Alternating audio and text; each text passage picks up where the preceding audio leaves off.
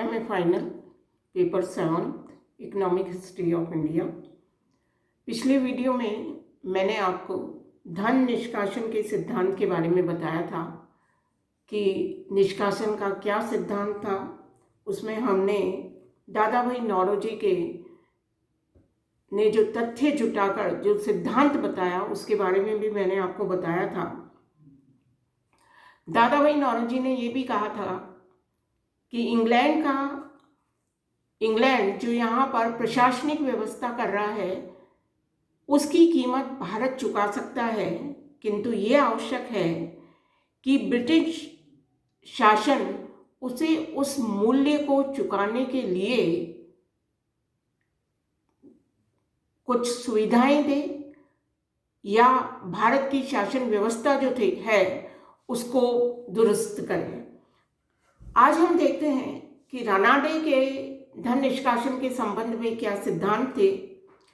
देखिए, रानाडे दूसरे विद्वान थे जिन्होंने नौरोजी की तरह भारत से हो रहे धन निष्कासन को समझा।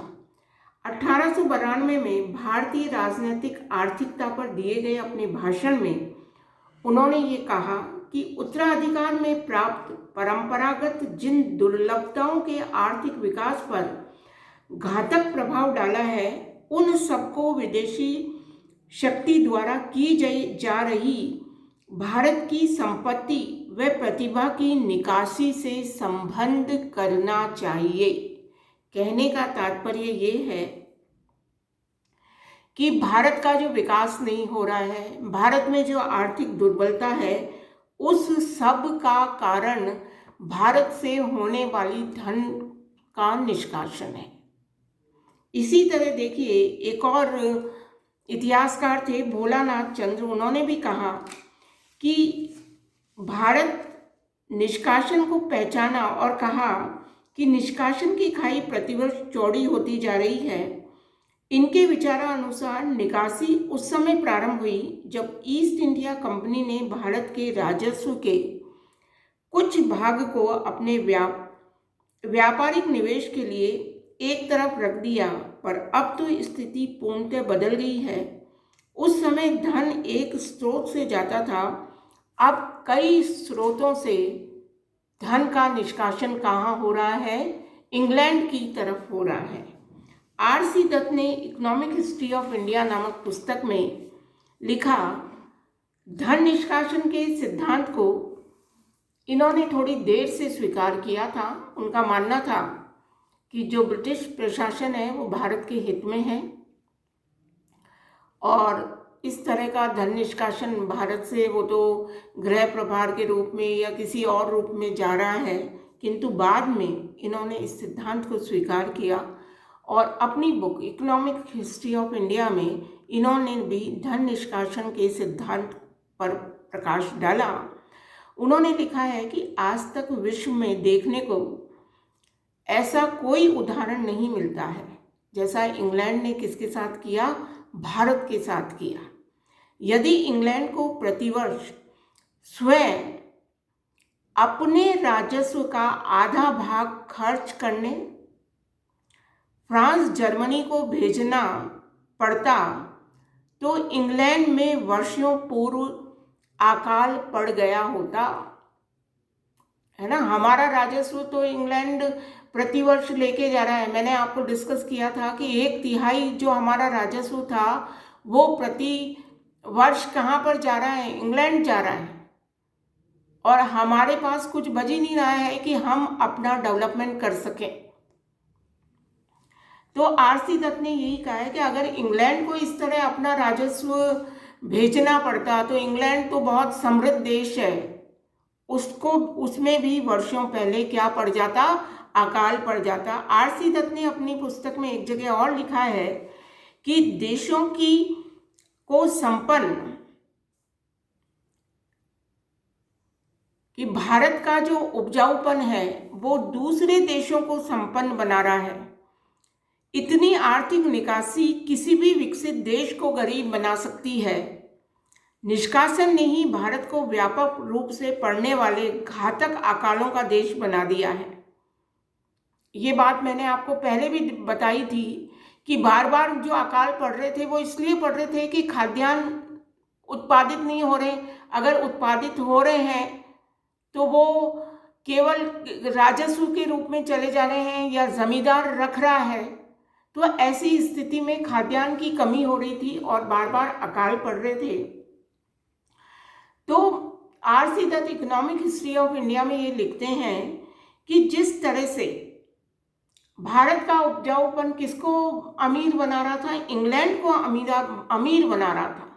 और अगर कोई भी विकसित देश हो जिसका इस तरह से अगर निष्कासन होता रहेगा धन का, तो निश्चित रूप से वो गरीब हो जाएगा। मैंने आपको एक एग्जाम्पल देके भी समझाया था कि किस तरह से एक 5 रुपया इंग्लैंड जाता है, वही वापस लौट रहा है, उसके ऊपर ब्याज लग रहा है, फिर चक्रवृद्धि ब्याज हमको देना पड़ रहा है। तो आप ये सोचिए कि जिस 5 रुपये को हम 50 रुपये में अपने देश में कन्वर्ट कर सकते थे, वही 50 रुपये हमें किसी न किसी रूप में किसको चुकाने पड़ रहे हैं, इंग्लैंड को।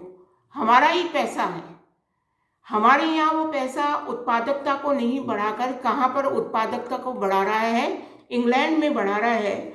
देखिए, राष्ट्रवादियों ने भी निर्यात का जो ये सिद्धांत था उसको डिस्कस किया। राष्ट्रवादियों के अनुसार भारत से इंग्लैंड यहाँ की संपदा, उपभोग सामग्री का वह निर्यात जिसके समरूप भारत को किसी व्यापार के आर्थिक, व्यापारिक या भौतिक प्रतिदान नहीं मिलते थे। आप क्या ले जा रहे हो, कॉटन ले जा रहे हो, वहां पर कॉटन का कोई भुगतान नहीं हो रहा। आप यहां से नील ले गए, नील का कोई भुगतान नहीं हो रहा, क्योंकि ब्रिटिश लोग हैं, उनका शासन है, तो राजस्व के रूप में उन्होंने इन सब चीज़ों को प्राप्त कर लिया। ये सारी चीज़ें इंग्लैंड गई, इंग्लैंड से ये किसी न किसी रूप में मैन्युफैक्चर होके भारत आई और आपको अपनी ही चीज़ का, मतलब आप ये सोचिए, गेहूँ आपने उपजाया है, इंग्लैंड जाकर वो ब्रेड बनकर आ रहा है, भारत में आ रहा है, वो ब्रेड आपको खरीदनी पड़ रही है ना। अपना गेहूँ आपने दिया और फिर उसको खरीदने के लिए आप पैसे दे रहे हो, तो आप ये सोचिए हमारा कितना बड़ा नुकसान हो रहा था।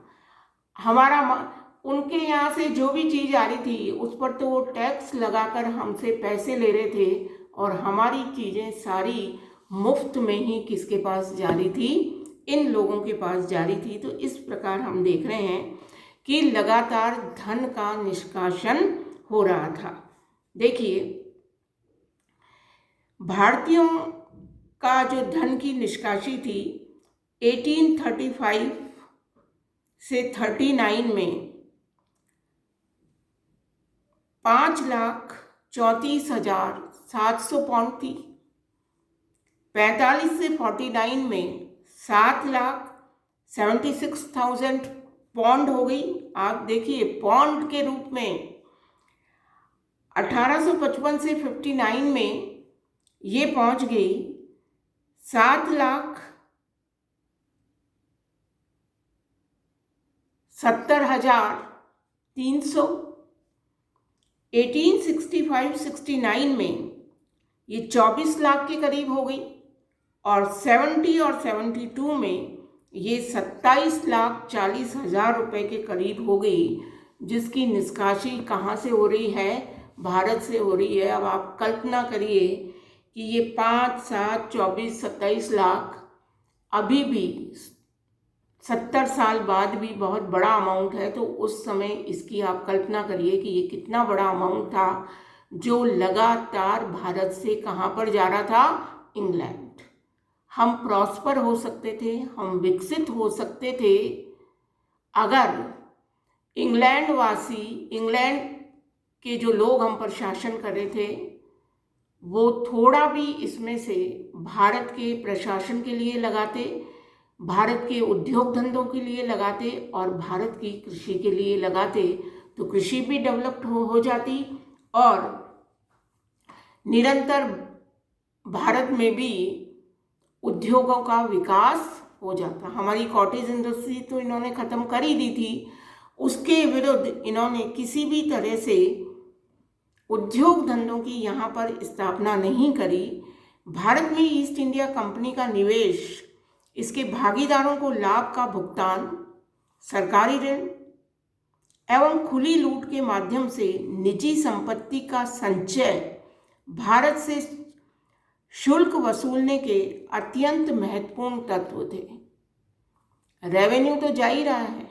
देखिए, ईस्ट इंडिया कंपनी जो है वो भारत में निवेश कर रही है, उस पर ब्याज जा रहा है। उसके भागीदारों, है ना, ईस्ट इंडिया कंपनी के जितने भी भागीदार हैं, जो शेयर होल्डर हैं, उनको इंटरेस्ट जा रहा है। सरकार हमको ऋण दे रही है और निजी संपत्ति का जो ब्रिटिश लोग संचय कर रहे हैं वो सब कहाँ पर जा रहा है? इंग्लैंड जा रहा है।